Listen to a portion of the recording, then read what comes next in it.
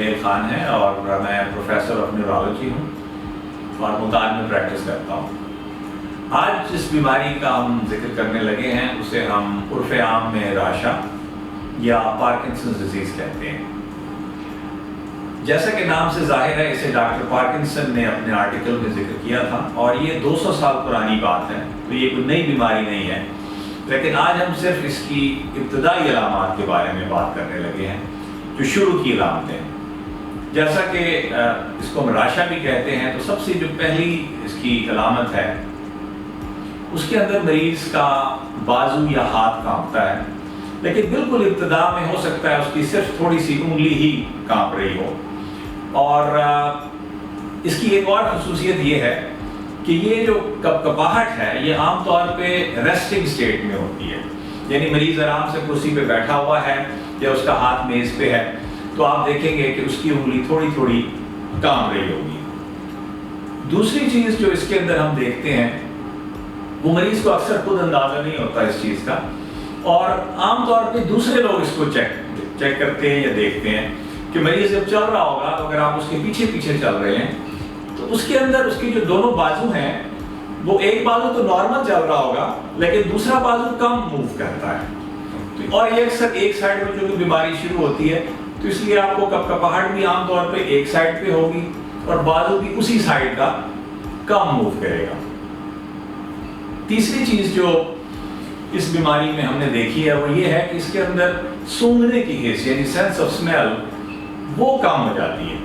اب آج کل کرونا کے حوالے سے آپ نے دیکھا ہے کہ سینس آف اسمیل کا ہر جگہ پہ ذکر ہو رہا ہے، تو یاد رکھیے کہ سینس آف اسمیل صرف کرونا میں یا پارکنسن ڈیزیز میں کم نہیں ہوتی ہے، یہ اور بھی بہت سی بڑی بیماریوں میں ہو جاتی ہے، لیکن اس بیماری کے حوالے سے چند ابتدائی علامات کے اندر یہ بھی شامل ہے۔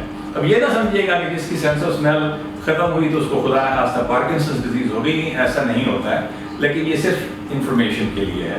ایک اور کامن چیز جو بہت آپ نے سنا بھی ہے، کانسٹیپیشن یعنی قبض۔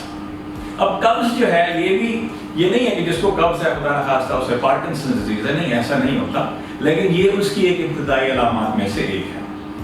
پھر مریض کا اس کے اندر بلڈ پریشر کم ہو جاتا ہے، جس کی وجہ سے جب وہ اچانک کھڑا ہوگا تو اس کے دماغ کو جب کم خون ملتا ہے تو اسے چکر سا آتا ہے۔ تو یہ ایک اگین اہم علامت ہے۔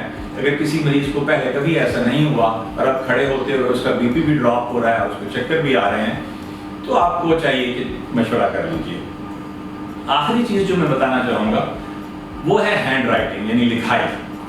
تو ایک مریض جو عام حالات میں ٹھیک لفظ لکھتا تھا، جب اس بیماری کی ابتدا ہوتی ہے تو وہ چھوٹا چھوٹا لکھنا شروع کر دیتا ہے۔ آپ دیکھیں گے اگر اس کی کچھ عرصے پہلے کی لکھائی اور اب کی لکھائی کو آپ کمپیئر کریں گے تو اب وہ چھوٹا چھوٹا لکھتا ہے، اس کی الفاظ کا سائز چھوٹا ہو جاتا ہے۔ اس چیز کو انگریزی میں مائکروگرافیا بھی کہتے ہیں۔ تو یہ اگین ایک ہنٹ ہے، ایک نشانی ہے، تو گھبرائیے نہیں۔ البتہ اچھی خبر یہ ہے، بلکہ دو اچھی خبریں ہیں۔ ایک اچھی خبر تو یہ ہے کہ اس بیماری کا بہت اچھا علاج ہے، تو اگر آپ کو خدا نخواستہ ان میں سے کوئی بھی مسئلہ ہے تو اپنے قریبی نیورولوجسٹ سے آپ رابطہ کیجیے۔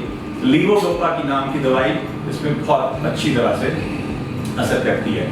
دوسری چیز جو ہم سب کر سکتے ہیں، اور اگر آپ نے کل کرنی تھی تو آج سے اسٹارٹ کیجیے، وہ ہے ایکسرسائز۔ ورزش کرنے والا اس بیماری کی کسی بھی اسٹیج میں دوسروں سے بہتر پرفارم کرتا ہے۔ اپنا خیال رکھیے گا۔